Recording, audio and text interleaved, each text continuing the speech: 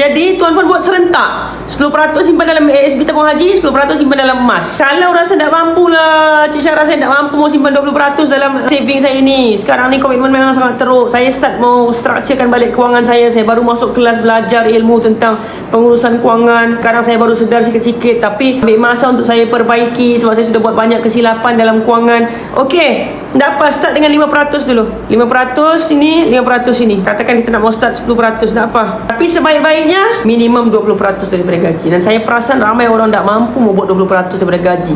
Tapi kalau kita sudah ada ilmu dan kita serius mau mengubah hidup, slowly menuju kepada 20% daripada gaji minimum. Dan siapa-siapa yang single, inilah peluang untuk tuan-puan menabung lebih banyak daripada 20%. Ada orang dia bila sebab dia single, dia boleh menabung 50% daripada gaji dia, 70%. Terutamanya orang-orang yang tinggal dengan parents lagi.